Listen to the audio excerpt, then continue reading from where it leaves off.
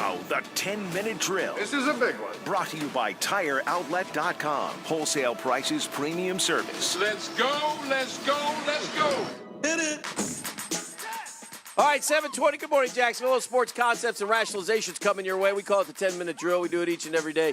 And at the end of this segment, we'll give you a chance to take home a prize. And what's in the prize pack today there, Beefer? You're going to get yourself a free entree, courtesy of our friends at Sonny's Barbecue. Plus, you'll get a $20 gift card to Zips Express Car Wash with 7 area locations, including one in Orange Park. I'm hungry. Can Very I win good. food? I mean, if I'm the winner of today's 10-minute drill, can I get a big bag of food?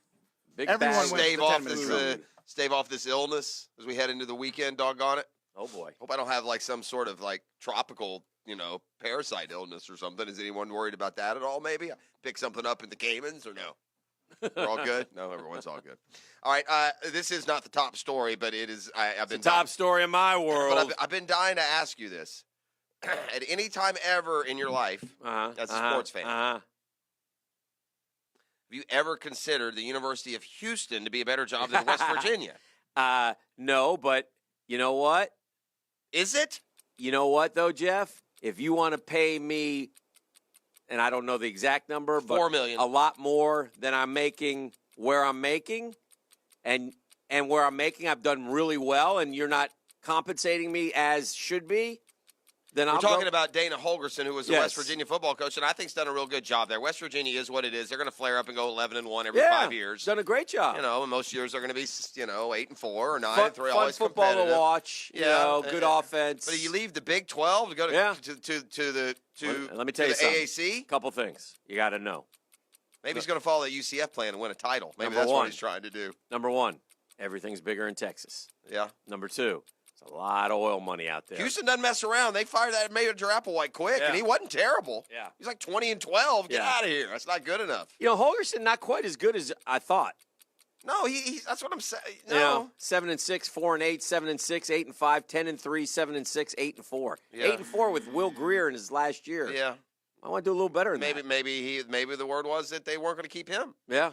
So maybe that's what I was just surprised. It's not often that you see coaches No, but I would agree on with their you, own but- step down a level, Yeah. but you can't equate an AAC school with a Big 12 opportunity. What do you got? You got $20 million, right? For 4 years or 5 years? I think it was 5 years, 20. I think it was $4 million a year, I think. Yeah. And so I don't know if West Virginia has $4 million in the state coffers, quite frankly. Well, We're shutting down coal, gosh, if you're in the Big 12, you got to have it. Yeah, no You better doubt. find The Big 12, boy, of all the screw-ups and all the wrangling, of all the, cross-pollination of college sports, what a loser the Big 12 ended up. Hey, They got rid of Nebraska. They got rid of Colorado. They had teams that make no sense. They're Yeah, down to that's a little weird. 9-10. It's just crazy. might as well add UCF now. Hey, Jeff, I've always been a LeBron James fan. I like LeBron James. I think he's done a ton more good than bad. I'm a little surprised, though, that he said on one of his own programs that maybe it was just so everybody would play the clip and say this is on LeBron James's, produced program. A little surprised, though, that LeBron James said recently that winning the title in Cleveland makes him the greatest basketball player of all time. And then I wasn't surprised when somebody dug up an old interview with MJ from 2009 where he said, when he was asked point blank, are you the greatest basketball player of all time? And he said, I would never say that about myself because it would do a disservice to everybody I'd never played against, and I wouldn't know. Well, good for him. So I thought that was a better answer from MJ. And Jordan known as the cockier of the two. And it's not a rip on LeBron, but I was just a little surprised that he said that. What are your thoughts?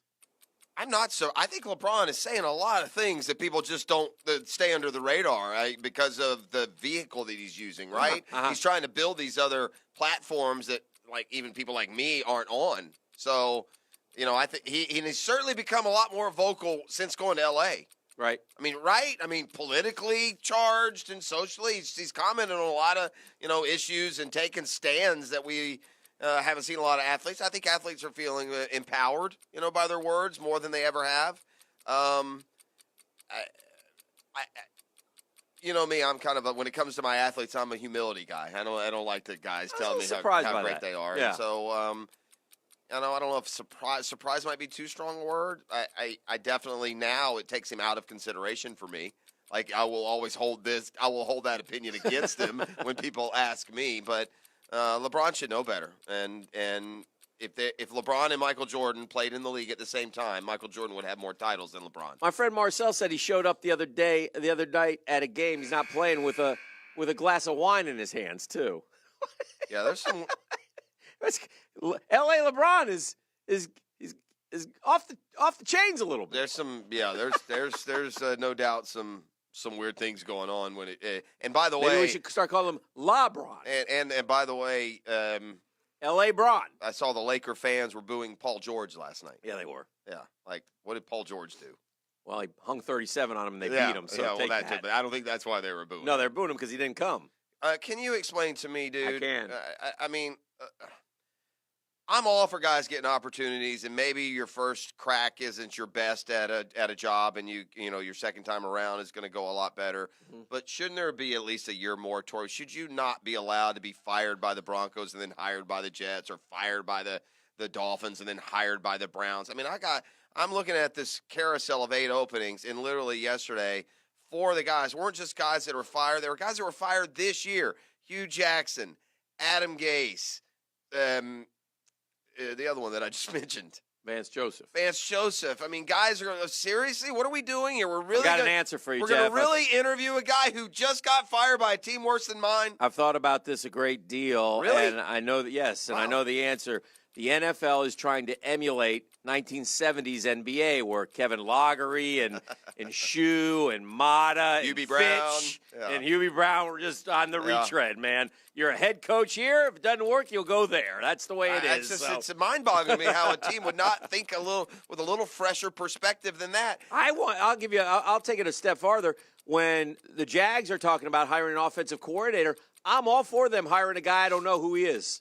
I'm ready for somebody. I don't want personally, Darrell Bevel. Okay, well, fine, but give me somebody I don't know who's got some fresh ideas and wants to try some different things. And I'm like, let's go get that guy. Who's that guy? Like they say, I saw one. The L.A. Rams quarterbacks coach is a young guy who let's go get that guy. Yeah, let's go find somebody like that. Hand him the reins and see. You got to have a comfort level. You got to have a chemistry with and be on the same page as the head coach, obviously. But yeah, you're right. It's interesting. I don't know that all these guys are going to end up getting jobs. But I will say why that. are you even in it? Why you should not be allowed to? Yeah. If you had a head coaching job and you shouldn't be allowed. Let other guys get a shot here, and then maybe 3 years we'll revisit. But I mean, if Vance Joseph or Adam Gase is going to get fired today and hired tomorrow, my guess is they're not going to be successful. But that's just my guess. Yeah. Hey, college football has a little bit of a problem, and I saw this coming. They moved their college football championship out to San Francisco. It's like holding the Iditarod on South Beach. Well, Dan, in fairness, it's Santa Clara. It's Santa Clara, Levi Stadium, San Jose, however you go. Here's the problem. First off, if you want to get there from here, it's about $1,000 a flight. So it ain't cheap to get out there. So that's number one. Number two, you got the same 2 teams, so it's the same fan bases. Number 3, that's not exactly a college football hotbed, and the Pac-12 is absolutely horrific these days. But I'll give you a little preview, too, because what year are we in right now? Well, I think we just turned 2019. We're in 2019? Mm-hmm. Well, 2023, we're going back out to L.A. for the national championship. So we've had it in the Rose Bowl. The problem is not the West Coast. Yeah. It's where they chose on the West Coast. Because consider this, too. Yeah. Not only is there a more demographically, culturally different, 2 more different places than the Deep South and San Francisco? they're different. Next year, you're at the Hard Rock, then you got Lucas Oil, then you got L.A., then you got NRG. Listen, any major metropolitan area in the country but San Francisco. We would have been better off hosting this one here. Yes, for sure. Would have been great. Alabama, Clemson. Without a doubt. Number 4, and, right and here. by the way, Danville. but so I'll to kind of click down your list. Bottom line is, if you want to drive out there, you can get a cheap ticket and go to the game. Well, cheap as in $150. That's it. Yeah, Let's do it. Of course, you needed to leave yesterday, so you're a Well, little you late. got to get going. Yeah. But as you were ticking down the list, one thing you hit I don't think has anything at all to do with the tickets sales being low and the price being down. And if Clemson and Alabama were playing in Atlanta and they could build a 500,000 seat stadium, they would fill it. But if it's Clemson and Alabama in a place where you're not a huge college football fan and you're drawing on those fan bases and expecting them to come, they're not coming. That's the problem. I just don't know how the suits didn't recognize that Northern California doesn't give a rat's rip about college football. Yeah. Well, they did. It's all about money, Jeff, as you know. And that stadium bid, that was dumb. I don't know why the stadium bid the most, and let's go play it there. And that'll be fun. Have a little bit of foresight in serving your fan base. Well, you kind of hope that UCLA or USC or Washington or Oregon would have made it as well, and obviously that hasn't happened. What have they made? One championship game in the 5 years, or who, the Pac-12? Yeah. Championship game? Yeah, did Oregon, or was that before the Final Four? Didn't Oregon beat FSU? Yeah, they beat them. And Oregon then lost to Auburn, right?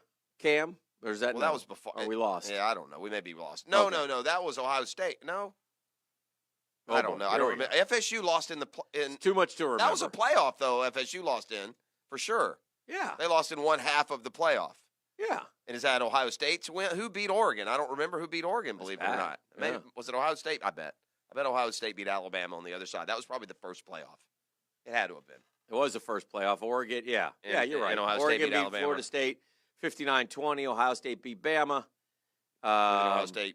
And then Ohio State won, and then it's been Bama every single year. At the end of the day, though, I forget how much the stadium bid. At the end of the year, Northern California, it's a good sports town, dude. I mean, they love the Giants and 49ers. This isn't bashing the sports market, but they don't. It would be like holding the Stanley Cup in Jacksonville, Dan. It's just not a good mix. And then you add in the fact that you should know that no one within 800 miles is worth a crap in college football out there. Yeah, and it all adds up. Interesting stuff.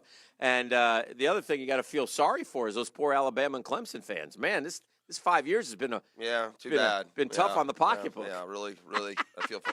All right, I had just one last question. Easy come, easy go. We talked about the now 5 Gators that are leaving early, but correct me if I'm wrong. Isn't that U.S. Army All-American game tonight? It's a good question. I think it is tonight, and so there are some recruiting decisions to be made.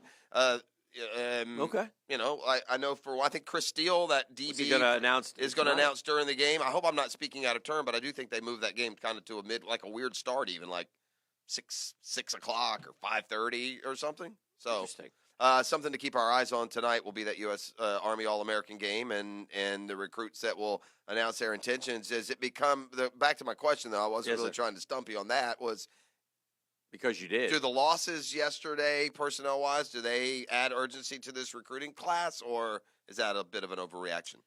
I think that's a bit of overreaction. You're not going to get all kinds of true freshmen out there playing. So as you build your program, there's not really one in there that surprises me. Or I don't think there's any that kill you. Jordan Scott's a good player, but they are loaded at running back, Dan. They got guys coming in that will push for playing time. Yeah. Scarlett were there. Yeah. Right? Yeah. And the kid Sanders should have come to Florida. Maybe he could win the Heisman if he's everything he said, because he could get a lot of carries at Florida. Well, there you go. Versus Bama. I mean, who knows how many he's going to get at Alabama. Yeah, I'd probably never go to the NFL from there like every other Bama back for the last 10 years. Yeah. We had one of them. He was terrible. Brooksy, noted recruit Nick. Brooksy, TBK, says, Army All-American game Saturday 1 on NBC. Saturday 1 on NBC. Awesome. What is this midweek stuff Mr. Prosser is talking of? Hold on. Let me show you who you ready. You want to see how I was spoiled? You ready? Are you ready? Oh, dear. Oh, I'm sorry. It's the Under Armour. My bad. Under Armour All-American game is tonight. Oh, okay. So there'll be guys there, too. Okay. In your face, Brooks. I misspoke. No, he's right. He's all Settle about down over there. I think the Under Armour game is the one at Camping World, I think, in Orlando. So, anyway, there'll be recruiting news come out of that tonight as well. But he told me. I'm not going to be ignored. In fact, he told me, and I got this from him again, the 13-year-old feeding me the recruiting information like a champ. Good. Hey, Dad, did you see Mohamed Diabute? I said, no. Yeah. He goes, yeah, he's linebacker. Yeah, he's a Florida kid. He destroyed a 5-star in a one-on-one drill. He's at the I will say this. You talked about Dan Mullen's recruiting, and forget the uncommitteds. Yeah. I think Florida has like 4 guys in that game. When's the last time Florida had 4 guys in the U.S. Army All-American game? Like Tebow's years? I don't know, but we'll take it. We'll Yeah, take anything right? at this I mean, point, so yeah. I think it's better than 6 p.m. Thursday for the Under Armour game. That's what it is. Yeah. That's today. Yeah, Okay. so there'll be some announcements there, too. My apologies for botching that, the boy. No game. worries. All right, Doc Kevin Murphy and apparently a simmering feud with Dan Hicken. Yes. That's We'll have coming to your go way over that. next. Would you like to pick a number, any number? I for would. One lucky Guggen to collect How about the caller number cash? 1? Wow. Oh, Deep love that one. 641-1010. First to jump in gets it. Go!